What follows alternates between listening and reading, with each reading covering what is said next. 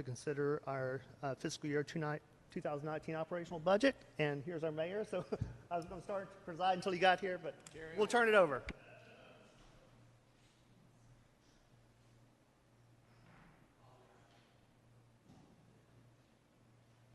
Apologize for being late here. It's not usually the case, but I guess it happens sometimes. I'm not sure exactly how far you got, but, oh, okay. Just getting started, huh? Okay. The purpose of this is to receive public input regarding our FY 2019 budget. And I guess Mr.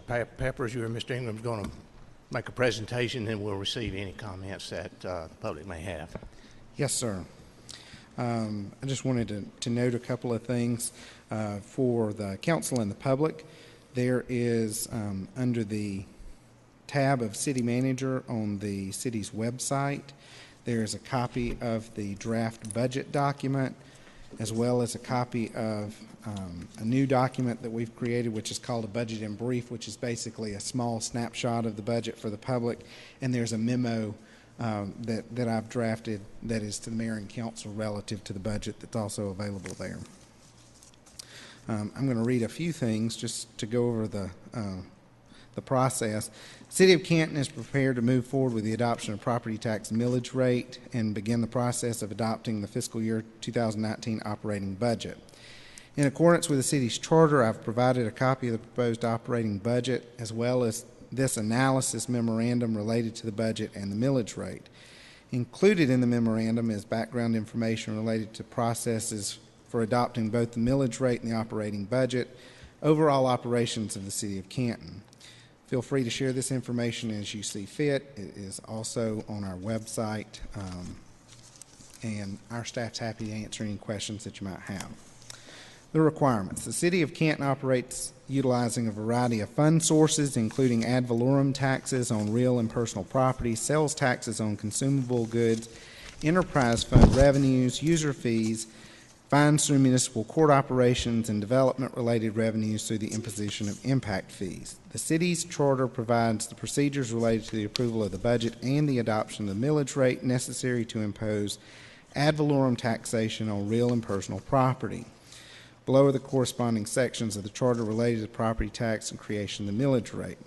As it relates to property tax, section 6.10 states the City Council may assess, levy, and collect an ad valorem tax on all real and personal property within the corporate limits of the city that is subject to such taxation by the state and the county. This tax is for the purpose of raising revenues to defray the costs of operating the city government, of providing general government services, for the repayment of principal and interest on general obligations, and for any other public purposes determined by the City Council in its discretion.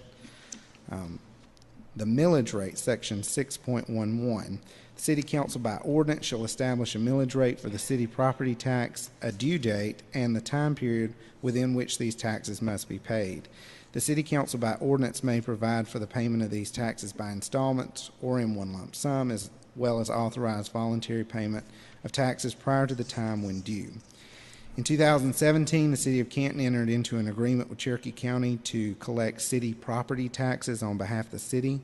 In accordance with this agreement, the city is required under the intergovernmental agreement to provide a millage rate to Cherokee County annually by August 1st. Below are the corresponding sections of the charter related to the creation of the budget.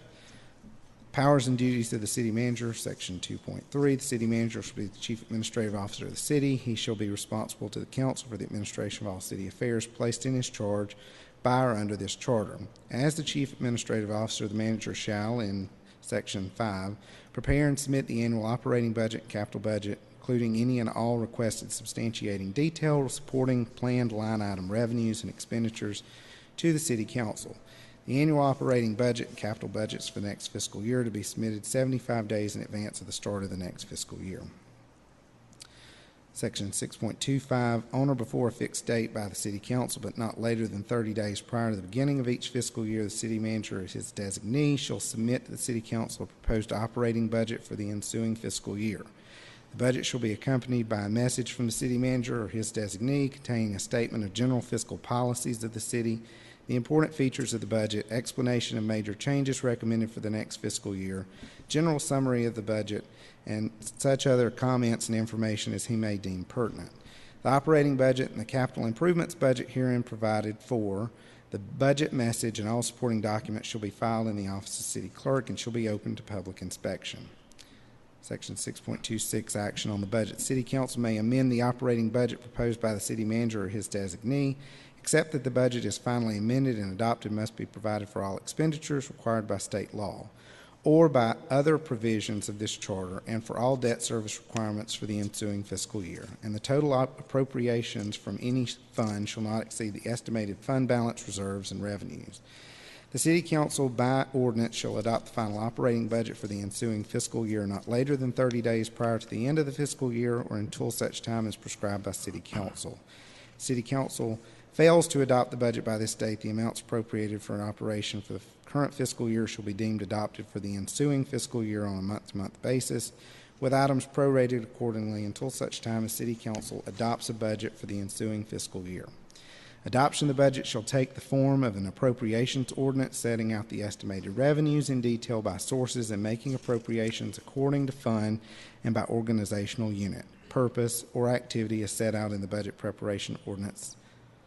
The amount set out in the adopted operating budget for each organizational unit shall constitute the annual appropriation for such, and no expenditure shall be made or encumbrance creating excess the otherwise unencumbered balance of appropriations or allotments thereof, to which it is chargeable. Section 6.27, tax levies. The City Council shall levy by ordinance such taxes as are necessary. The taxes and tax rates by such ordinance shall be such that reasonable estimates of revenues from such levies shall at least be sufficient, together with other anticipated revenues, fund balances, and applicable reserves, to equal the total amount appropriated for each of the several funds set forth in the annual operating budget for defraying the expenses of the general government and of this city. The millage rate is a number by which each $1,000 of real and personal property is taxed to provide funding for the operation of the city. Cherokee County tax assessor is responsible for calculating the fair market value of the real and personal property in Cherokee County, including said property within the city of Canton. The fair market value is then discounted to a taxable value, which is at 40%. This taxable value is then multiplied by the millage rate to determine the taxes due for said property. Below is the equation for this example of the process. For example, James Smith's home is given a fair market value by the assessor of $200,000. The City of Canton's current millage rate is 5.4 mils. The fair market value of $200,000 is discounted, multiplied by 40% to equal the taxable value of $80,000. The $80,000 taxable value is then multiplied by the millage rate of 5.4. Taxes due are $432. James Smith has a tax liability to the city of $432 for his property valued at $200,000. Each year, the assessor provides a draft digest of all property values to the City of Canton around May. As part of the draft digest, the assessor shows what the millage rate will generate in taxes to the city prior to appeals. If the tax digest is higher than prior years, the assessor will show what the millage rate could be reduced to, allowing the total dollars collected in taxes to remain revenue neutral. This is referred to as a revenue neutral rollback millage rate. Any rate below the calculated revenue neutral rollback millage rate would be a true tax reduction. Likewise, if the digest goes down in value, the assessor would provide a calculation of a higher millage rate necessary to capture the same amount of taxes. This is also considered a revenue-neutral millage rate. According to state law, if the City Council utilizes any tax rate that is different than a revenue-neutral millage rate, unless such rate is lower than the prior year, the city must hold 3 public hearings to adopt such rate. One of these hearings must be held before noon, if held on the same day of one meeting that is held after 6 p.m., and 2 such hearings can be held on the same day. The schedule for these meetings must be advertised by legal notice in the paper for at least 7 days prior to the first hearing. The schedule for these public hearings for the 2019 millage rate are as follows: Thursday, July 19, 2018 at 11 a.m., that's this hearing. Thursday, July 19, 2018 at 6 p.m., that'll be prior to tonight's council meeting, and Thursday, July 26, 2018 at 2 p.m., which is next Thursday. Following the third public hearing, the city can adopt the millage rate. Should the city opt to proceed with the revenue-neutral rollback millage rate or any rate less than that rate, there is only required to be one public hearing prior to the adoption of the rate. Okay. Thank you. As you can see, our staff has worked very, very hard on our budget for FY 2019, and we appreciate that.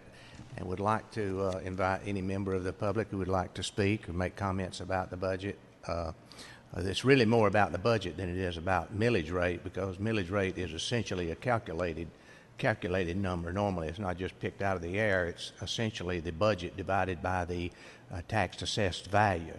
So that's where we are now. So invite anyone who would like to make any comments relative to the budget or millage rate that is proposed to be set. Anyone? I thought someone might. Thank you. My name is Mary Fleckner. This also has to do with your raises too, right? City of Council? Do what? I'm sorry. Your raises, not yours, but the City Council? I'm sorry. No, it's not in this? Just the millage? No. Okay. I was going to speak in favor of you guys getting a raise. Thank you. Yeah, okay. Thank you very much. Anyone else? If not, I will open it up to the council for any discussion they may have. Now, also, as our city manager indicated, we'll have a public hearing at 6 o'clock as well tonight, and we'll invite the public to make comments at that time. The council may discuss that issue at this time. It'll also be it'll be on our agenda as well. What is it to discuss? Is it not? So we will just discuss it. If the council has any comments to make after the public hearing this afternoon, we will discuss it at that point. Anyone have any comments, questions for our staff? It's pretty easy. Oh, you do? Oh, I'm sorry. You come on. I just have a quick question. Sure. Apologize. I am not nuanced in this. Speak up So- in that pretty good. I'm not nuanced in this, so I apologize. Just briefly looking at the numbers, I saw there was an overall increase of 6% of taxation dollars, and the mill rate, I don't know if this is correlative or not, has only decreased slightly. What is it, like 0.08? Is that correct? The millage rate, actually, the overall average increase in the assessments throughout the city that was provided to the city by the county tax assessors is about 6 or 7%, something like that, which means that on the average, we kept the millage rate the same as it was last year. Okay. So with that increase, the property tax amount that we would get above what we got last year will be 6 or 7%. Is that a fair statement? Sure. That's just on the average. If any one individual had their assessment go up at this 5.4 millage, which is the same as last year, they will get an increase. That's what If it I went that's where down, it's going. that's correct. That's Right. correct. Everyone didn't get that. It's just, they just, I don't know who all, but a lot of homeowners got a tax assessment increase. Yes, I did. Some may have even gotten a decrease, I don't know. And a lot remained the same. So those that remain the same should pay the same city taxes as they did last year. A lot of my neighborhood summer walk increased several $100s. Yeah. I know, and I'm very grateful that the property value keeps going up. You guys are doing a great job. I really appreciate that. But I just was speaking on behalf of people in my neighborhood that are very concerned about the increase and how it's affecting them at the sum of, not the $50, $60 a month is a ton of money, but for some people it can be. Just wanted to bring that up to you guys. I really appreciate everything you guys do. It's not easy taking heat from the public 3 times, and thank you. Thank you for your comments. We appreciate it very much.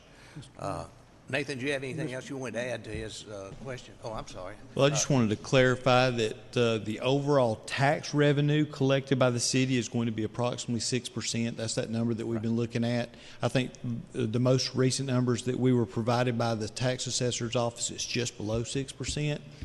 And without simplifying it too much, about half of that comes from new development new commercial and residential development. The homes or the businesses weren't there last year, and about half of that came from appreciated value, as an example that the gentleman gave. Okay. Mr. Goodman had a comment, I think. Yes. Question. It's more of a comment. Since I've been on here, the mayor's been on here about, I think it's our 11th year, our taxes have been much lower than they were when we came on.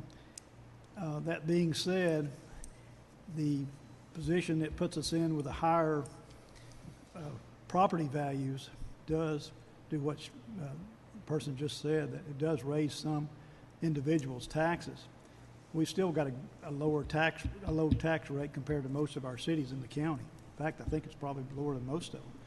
But I had been absent last week. I was in family vacation in Florida, so I couldn't change it, couldn't be here. I did fax up some information that I would have preferred that we lowered the taxes rather than go with the same tax rate. So I wanted to go on record saying that. I think the city could have done it, and I would like to have done it, but I just wanted people to know that. Thank you. Thank you. Anyone else? Mr. Yon? I just had one comment. For people trying to compare, we've talked about we're lower than everybody in the county and all. Most of, I believe the county and several of the cities, they have their millage rate and then they add the fire services on top of that.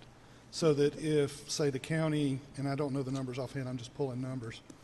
If theirs is 5.4, then they add the 3.3 fire service on, so you wind up paying 8-something, where ours, the 5.4 includes the 3.3% fire services.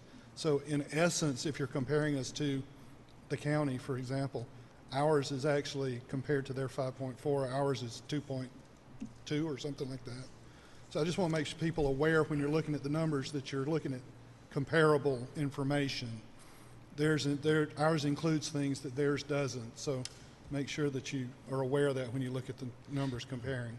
There's a section in that memo that's been posted online that does provide the millage rates for all the cities. That includes fire services and how, like for instance, City of Woodstock provides their own fire services, so their millage rate's all inclusive. Canton pays ours out of the general fund, so ours is all inclusive. Holly Springs is all inclusive because they also pay it out of the general fund. Ball Ground and Waleska pay it in addition to, and so we've kind of streamlined that into a number in that memo. Mr. Grant? Yes, I want to thank the gentleman from Summerwalk. Appreciate your comments and appreciate you being here and taking interest in our budget, which is really important. So appreciate all the citizens that are here and paying attention and engaging. I did want to address one comment, and I may have misheard you, or the concerns about $50 or $60 a month or in tax increases. Mr. Ingram or Mr. Peppers, could you state for this gentleman and the public what the average increase per year total would be on an average $200,000 home, $400,000 home, just so there's no misconception about what this, if the millage rate was maintained at 5.4%, what that equates to the average citizen? Sure. So what we do is we calculate for the ads that we are required to run in the state. We run the average home value in the city, which is right around $200,000. And so if the millage rate was held steady, and at a $200,000 home would see about $11 increase. The one thing, and I'm happy to sit down with you individually, sometimes what's confusing to a homeowner is the line on the bill of the taxes due compared to last year, because the tax bills for the city of Canton are also on the tax bills that are sent out by the county. And so you'll see the school district, the county recreation bond, city of Canton, all on the same tax bill. And that bottom line number may not be only attributable to the city. It may include a tax increase from the school district, for instance, or a change in something else. So, I'm happy to sit down with you and look at yours and figure out exactly what the city portion of that increase is. So to clarify, average $200,000 home if it's maintained at 5.4%, $11 per year total. Right. Is what the increase would be over us doing the rollback. Right. So just wanted to clarify that for your neighbors, which I think is a pretty important distinction. So thank you. One thing that I might mention is that we will be utilizing a different sanitation garbage service, and there will be a substantial increase in that. The budget today does not reflect that increase in revenues nor increase in expenditures, as I understand it, which essentially will be a wash as far as the budget's concerned. But you will see something on the order of was it 16 or 18% generally, and for seniors about 23 or something like that percent increase in garbage rates. So they've all gone up, and our staff took proposals on those, and this really was the best deal we could have at this time. So, but I want everybody to know that that's not in the budget, but it will be a wash anyway when if the budget is amended to reflect that. Anyone else? Ms. Wilson, you have something? I do. Okay. I wonder if you could talk about the senior exemption. How are seniors affected by this same millage rate? Yes, ma'am. So in the memo I've provided for you, I believe it's on page 4 at the top, I make a comment about the senior exemption. So the city of Canton provides a senior exemption on property taxes for seniors up to the fair market value of a home of $280,000. And so if a senior has a home that is the fair market value of $280,000 or less, they pay no city taxes. If they have a value that's above $280,000, they pay that percent above, that amount above. And so from that standpoint, one specific note is that in the past year, we had, in last tax year, we had 1,763 properties with senior exemptions. For this tax year, we had 2,074 properties for senior exemptions, or 15% more. And so when you look at the total digest includes senior properties. And so we pay fire service on all of those properties as well out of the general fund. But you could have a situation where some of that new growth that Mr. Ingram was talking about, half of the increase is from new growth and the other half is from reevaluation. You could have new properties that came in where we're not receiving any tax dollars based on that senior tax exemption or reduced tax dollars, but we still have to pay the full amount of fire services on that particular residence. And what does the city of Canton consider the age? Is it 62 and above? 62. As senior? Correct. Okay. So, I'm sorry, go ahead. Oh, I was just going to say, so if a senior had a $280,000 assessment last year and got no tax bill, and if the tax assessors increased it by 5%, then they would end up with a small tax bill this year. That's correct. Just that above the 280. That's correct. Okay. Anyone else? Mr. Grant. And just to follow up on that, that when we compare Canton's millage rate to all the other cities in Cherokee County, we're still the lowest substantially, including the senior tax exemption, which no other city in Cherokee has, correct? Is that where? We're the lowest millage rate for cities when you add in fire services. Right. And we still are able to provide the senior tax exemption, yes. Correct. So, thanks. Mr. Estes. So just a general comment for me, I guess, as I've been doing my homework too, trying to understand the impacts, I think it's important, so I appreciate the work by the staff and pulling this together. This is certainly a big lift. And so I think, our job is candidly tough as well to evaluate. We've got a lot of great ideas. We had a great retreat at the beginning of the year. We have a lot of great themes and opportunities that I know the community is really excited about. But we also got to make sure we're maintaining the fiscal responsibility. I think one metric, and we've kind of talked around it, but for me, it's pretty important to look at. So if you use that rate of as it is currently, and I know it's coming down with the new assessment. So if the taxes are going up 6%, 6.7%, 2.7 comes from the existing homeowners. So kind of organically, everyone here it'll be on average 2.7%. Certainly some will see higher and some will see lower, but on average it'll be 2.7%. What's great, but also impacting the services that we have to provide, is that 4% will come from just new businesses and new homes and increases in the permits and whatnot. So we have more businesses and buildings and residents moving in, and so of course we've got to balance that in our assessment of understanding what the level of services are that we need to provide. So I think with that in context is important as well. If I could, I'd just make a note on that. If you go to the city's homepage and you click on the icon for maps, there's a handy little tool that's one of the layers on there. It's the top layer that's listed on there, which is property valuation. And if you turn on that layer of the map, it basically color codes all of the properties within the city limits and shows the change in tax valuation, the change in assessment from year to year by percentage. So as you scroll in on the map, it shows each parcel and how that parcel increased. It's also thermal coded, so properties that are green or darker green had a higher increase in valuations. Could be that it was a vacant lot last year, now it has a home on it this year. But you can go down that property information and actually pull the assessment data from both years.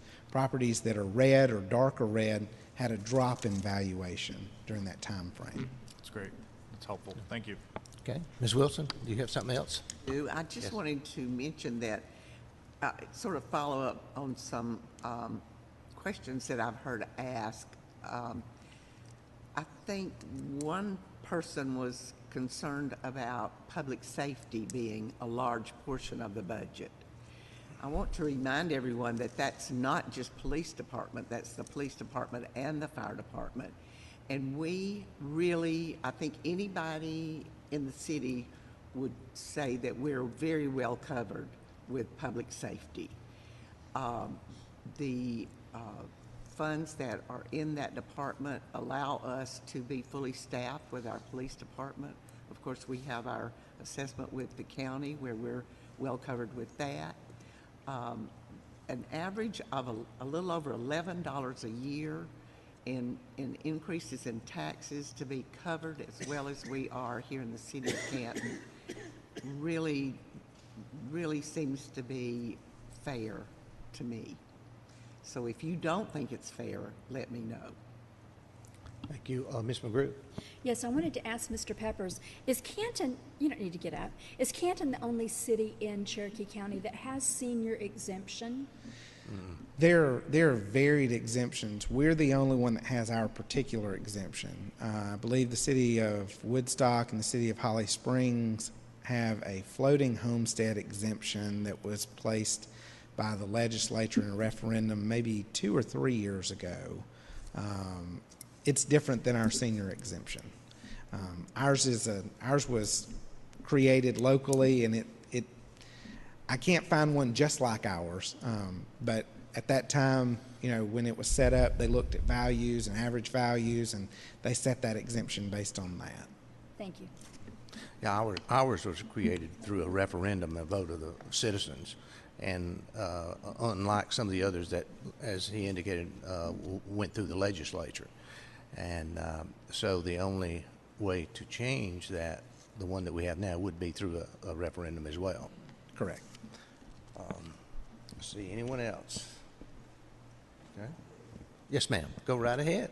I have another issue that was brought to mind about the water and sewer transfer. Could someone talk about that?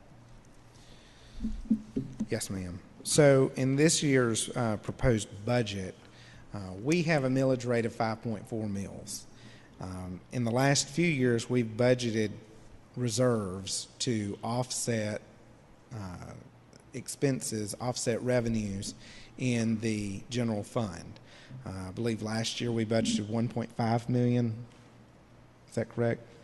This year, to keep the millage rate at 5.4 and to accommodate the requests that were vetted for department increases for public safety, insurance, what have you, when we took all revenues in, we had basically a deficit of about $1.7 million. We could take all of that from our fund balance, but if we do that, that will drop us at the end of next year to having less than 2 months of operating cash in reserves, and that's generally what the recommendation is to have. In this instance, last year, for instance, we budgeted in water and wastewater. We always budget for major repairs that we have on lines and things like that. We didn't hit any of those major expenses last year, so we actually made some profit in the water and wastewater fund. And so what staff recommended in the budget is that we transfer $1.5 million from water and wastewater into the general fund so that it would offset the use of that reserve. We're still utilizing about $260,000 of fund balance on top of that 1.5 from the water fund. If we did not have fund balance, if we did not have the opportunity to pull from the water fund, we would have to have a millage rate of 7.1 mils to offset the budgeted expenses as shown. So this is not something new. It's something that has been done in the past. We have budgeted fund balance at least the last 3 or 4 years. But from the water department, I think No, this question, just general. that's something new. This would be the first year from the water fund. And as I hear you say, one of the reasons we had an overage in the water and sewer or the water fund was because we budgeted more than we spent.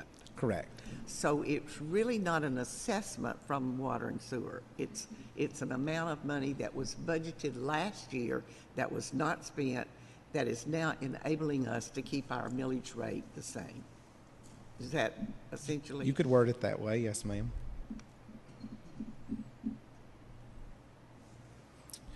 Anyone? Mr. Estes.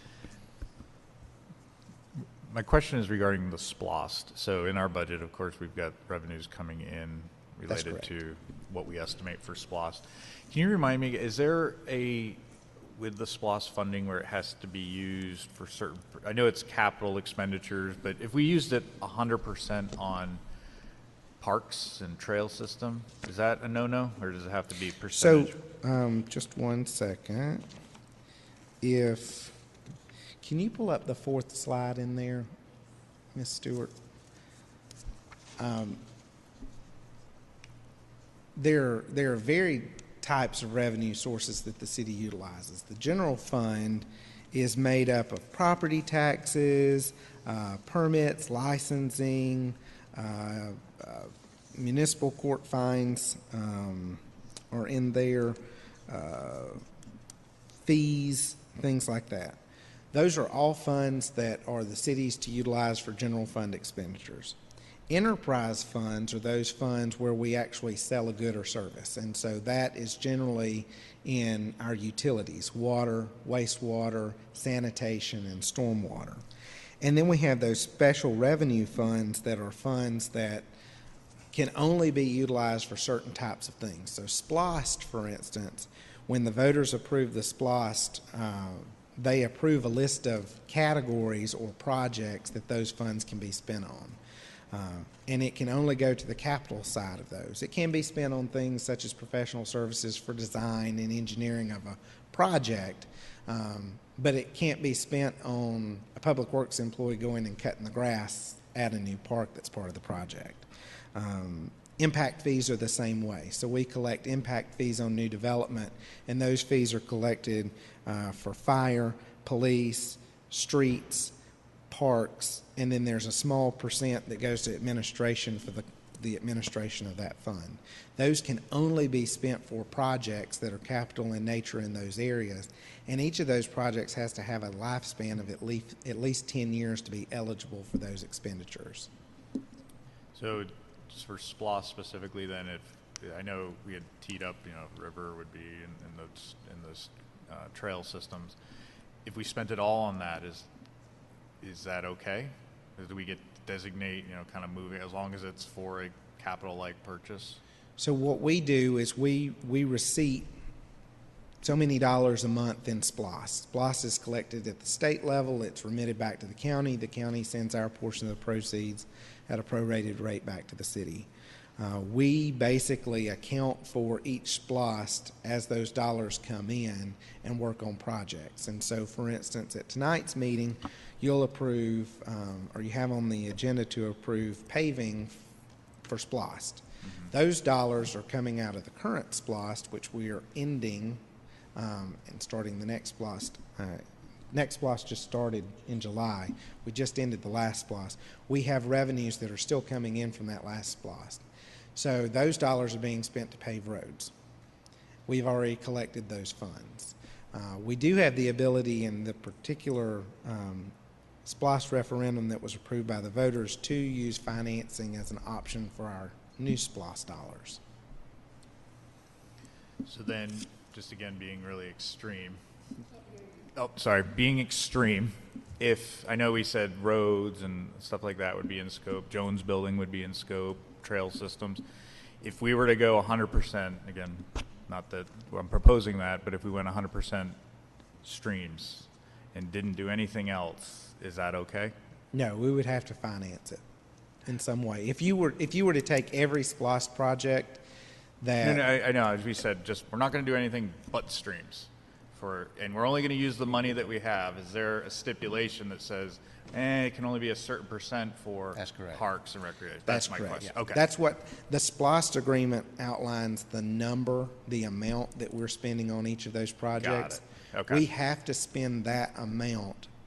If SPLOST collections went above and beyond what we initially budgeted at the end of that 6-year SPLOST period, and I think we're supposed to receive about $23 million, $24 million, and revenues came in at $25 million.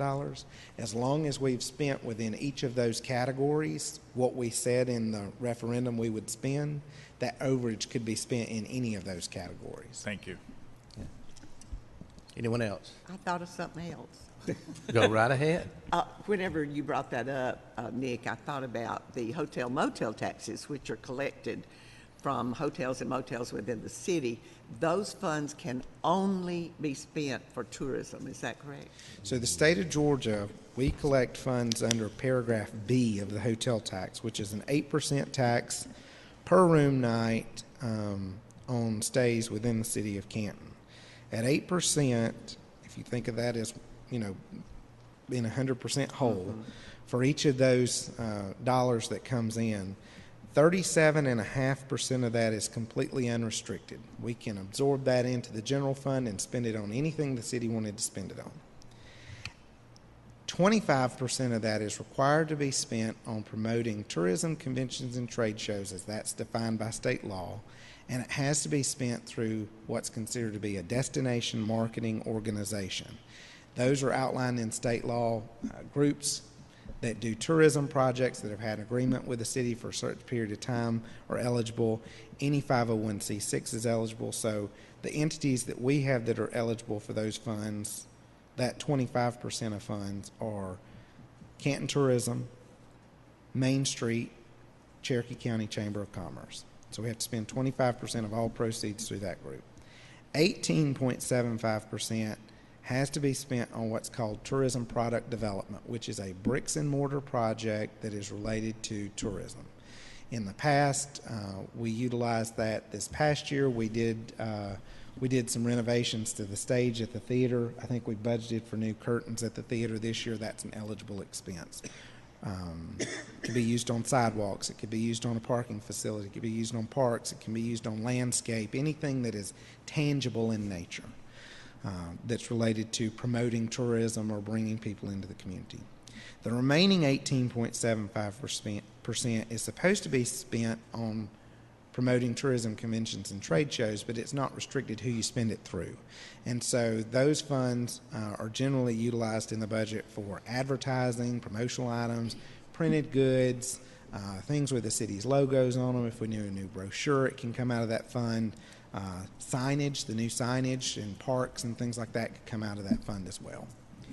So what I'm getting at is the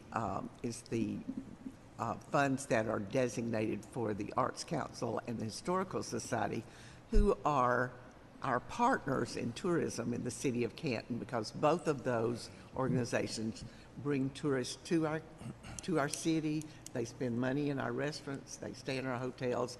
That they promote tourism within the city, and that's why whenever we looked at the budget, we felt like these partners should be having an assessed amount of that hotel motel tax.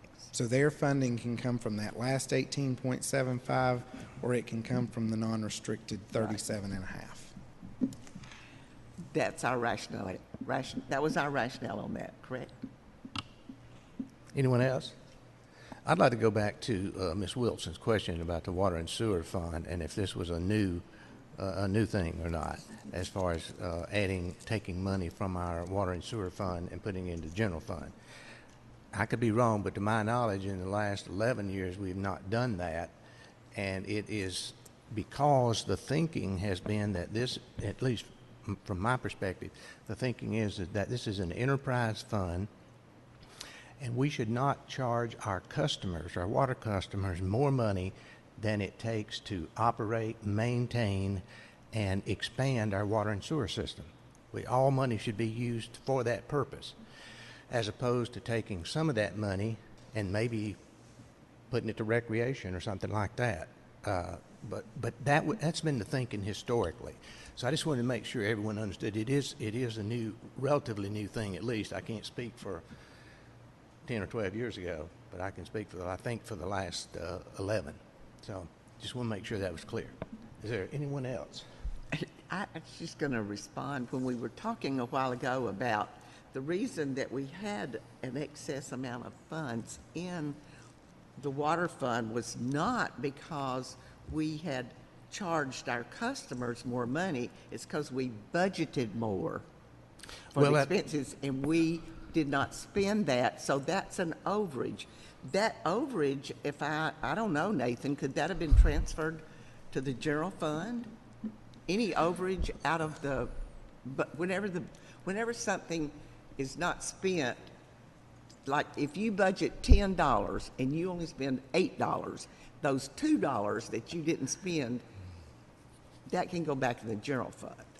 We can go forward in years.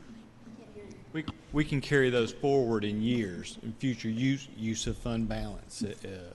But those funds originally came from taxes, consumer fees, charges for service, things like that. So those were budgeted revenues in prior years. I'm not sure you budgeted as a revenue, yes, but ma'am. you didn't collect it. No, we collected, in your example, we collected the $10. I mean, you didn't spend it. We didn't spend, yes ma'am. We just spent $8, so we have that $2, like we said, in the bank, in fund balance. But as it turns out, the bottom line is we charged our customers more than we had to operate the water and sewer system. We got more money from them than we needed. To me, if we were going to do anything, that money should have went back to them. But And I might add that we are currently in the process of doing a rate study that's going to look at our water and sewer rates. So going forward, that may be a recommendation. Right, and I will say our water and sewer rates are maintained the same this year in this budget. And that's sir. Correct, right? Okay. Good. Mr. Estes? And so to carry on to that point, so we'll have this rate study, but it's not looking at just this year, because my fear would be is that we start doing this pendulum effect to the rates, and then everyone's going, whoa, I love it, I'm saving money, I'm paying more. But we'll look out many years and say, hey, we've got these capital needs that part of this current rate will help support. And so today you could rationalize it and look at it as, I don't need all the funds, or we're being that much more efficient than what we've historically budgeted, and then we eventually will need to maintain those rates to support future volumes, future operating expenditures, et cetera, right? Is that a... That's correct. I mean, you try not to vary as much, you know. Yeah. Everybody likes to hold steady as much as they can, you know. And I would just mention that, you know, the use of enterprise funds, it may be something new to the city of Canton. Lots of cities around the state utilize enterprise funds to offset taxes. Some cities don't have property taxes because they completely use their enterprise funds as a way to fund the operations of the local government. In this instance, you know, we can use fund balance to cover that. We'll just get to the point where next year we won't have that fund balance available to continue to offset those costs. And in this year where we did show some profit in the water and sewer fund based on our expenditures, it just made sense to move that over and let that prop up that fund balance so that we could utilize it. You okay? All right, to continue with that just a little bit more, and then I'll get to you, Bill. One of the concerns I had is that I think we all know we're going to have to be borrowing a bunch of money for a water plant and wastewater plant expansions and construction. And by utilizing $1.5 million of the dollars today, that's $1.5 million we have to borrow more and pay interest on over a period of 20 years or so, perhaps. But that's just the point I wanted to make. Bill, you had... I think my comments were kind of on that same that same topic, but maybe from a different point of view. Is that, you know, those enterprise funds can be used. I mean, we shouldn't charge water customers more than it costs to operate, maintain, and expand. And we know we're looking at major expansions, both for, you know, water treatment facility, but also wastewater treatment expansion, but also we know water treatment facilities going forward. So we know we're going to have some major expansion costs there. So those rates were collected, and we had some revenue. So, I mean, I see it as a continuum versus a 1 year thing. And you know, the I guess the practice of kind of going into our fund balance or cash reserves every year concerns me as much as the and maybe more so, I think, for the enterprise funds, knowing, you know, well, things good are great, the economy's great now, but knowing what it was, you know, 6 or 7 years ago, and where we were there, and not having the recommended, you know, 2 full months, I think, is the minimum that is recommended by our CPAs and others, and maybe, I think, even maybe GMA to have on balance. I know that we, at one point, the city didn't have that, I think, for quite some time, and I think we worked really hard to kind of get there. So I see it as all kind of relative, and if it's sort of you pay now or pay later, but I think it all kind of works out in the end. I do, you know, I share some of your concerns, but I kind of look at it over a continuum versus over,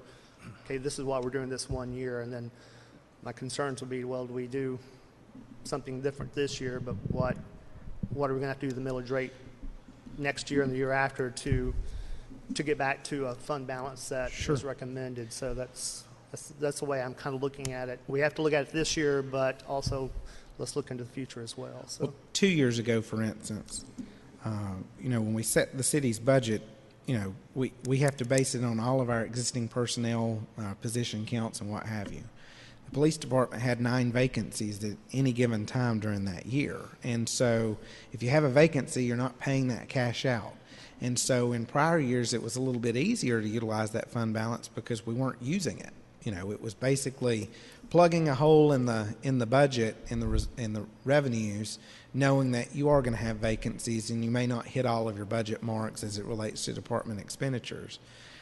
Last year when we started the budget process, we had 9 vacancies in PD. This year we just issued a conditional offer to 1. We have 1 vacancy left in PD. And so we haven't had that cushion to be able to absorb that back into that budgetary use of fund balance. And at some point, you know, as departments are more efficient with their budgets and they're getting all the projects done, they're going to spend the money that you budget them, you know, to get those things done. They're going to complete them within the year. They're going to stay fully staffed because we're now competitive with pay in the rest of the region. If we're at that and we're budgeting fund balance, we're going to be using that fund balance every year.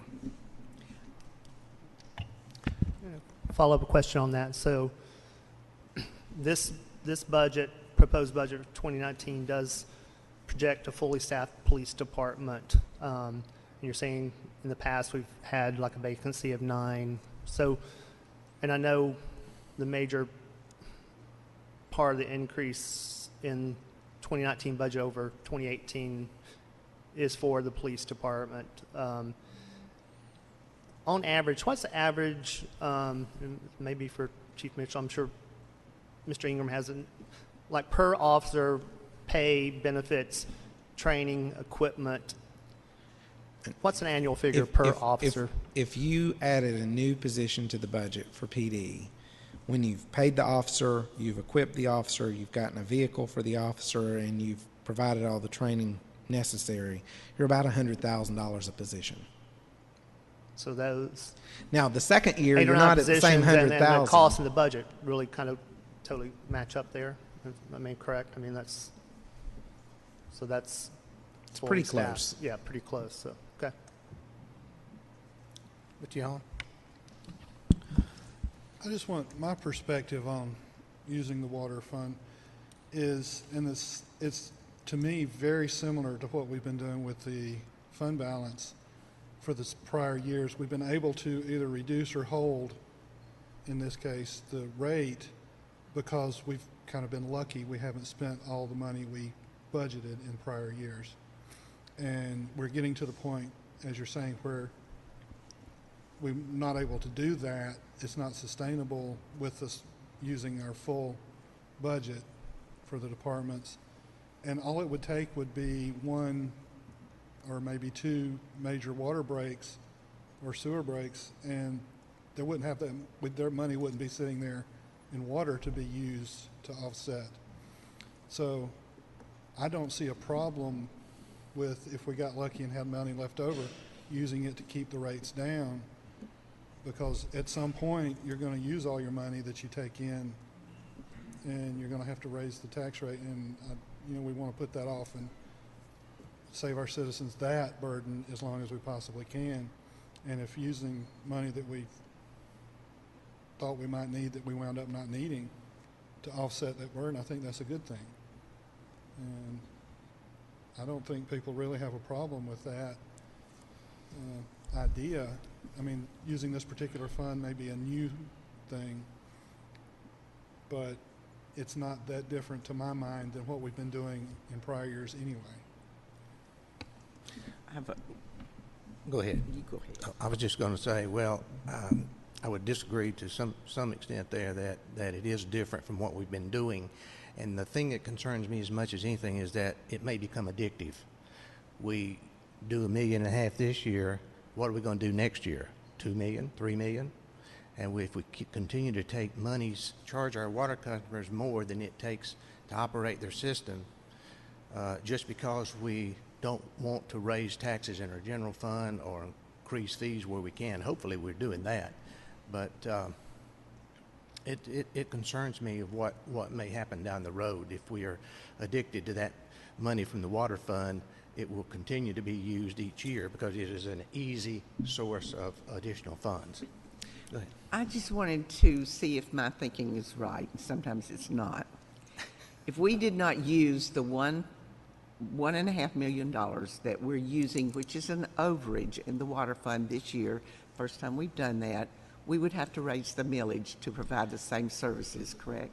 No, Or if we reduced our fund balance to where it would be largely reduced for next year. correct.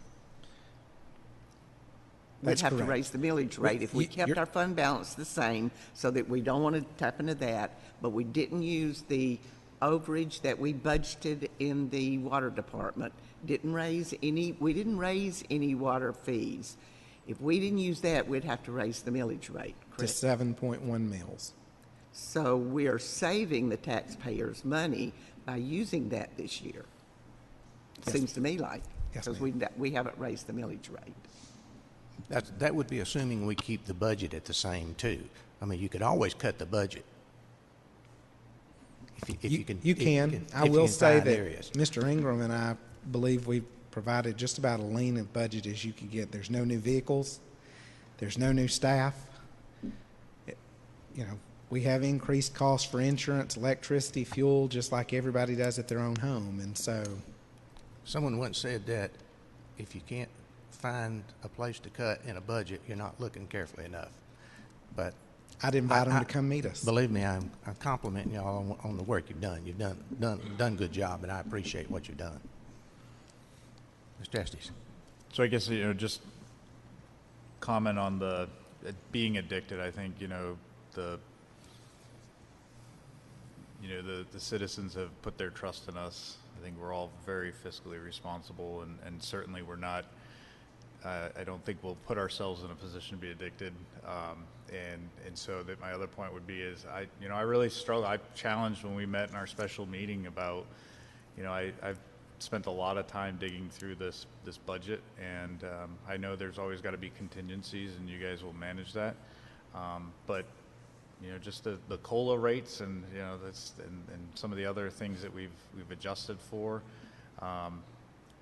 are reasonable and fair because they align with what the rest of the economy is growing. But with all the other costs that we've got with healthcare and energy prices and everything, I think that those are all headwinds that as we try to maintain the same level of services and the quality of service that we provide. Those are all headwinds that we've just got to continue to try and overcome. And so we're doing it with a 2.7% increase of the existing homes and residents that we have today. And then thank goodness we've got, great people that want to live here, and we're growing the base by 4%. So I think that, again, in context there, that's just a couple of lenses that I know I've been looking through. So thank you again for digging in here. That's good. Ms. McGrew? You said raise the millage rate to 7.1. Would that be for 2019, this budget, or would it be for 2020?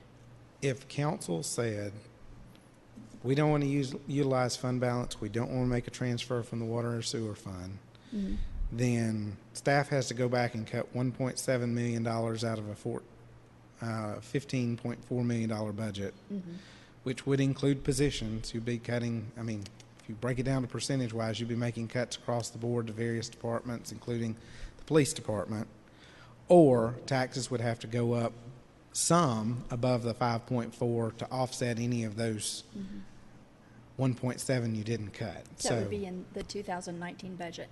And the budget looks pretty lean. I was very impressed with the work done.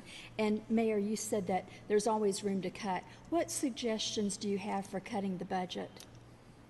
Well, there's a few in there, but I'm not going into them right now. There's, of course, I think some of the increase in holiday pay and some of that.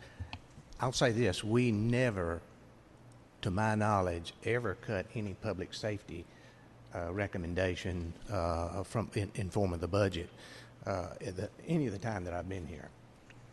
Well, this is our time to talk about cuts and what we Well, I think that would be, that's not really me to say as much as I think staff needs to make sure that they've looked through. If they've gone through it and they're happy with the increases in the budget, then that's what they've presented. But I was quoting someone that I wasn't quoting myself. I was quoting someone on that. Okay, I was just saying this is the time for us to talk about it and to bounce around ideas for We'll places we'll where have we more could we'll trim. have more time this evening as well to talk about that Okay. at our next public meeting. Who else? Bill? I did want to mention, discussing the lean budget and process, and again, I compliment you guys on a great job. I know it's a lot of work, and our department heads as well, because I think they've done a great job. One thing I've noticed in my tenure here, and beginning even before I was on council and going through the budgets in past years, is like what was budgeted in the previous years by each department and what the actual final budget wound up being and the huge gap. And each year that just being, they didn't spend what they budgeted, and each year it was carried over and carried over and carried over because they didn't want to lose that budget, I'm assuming.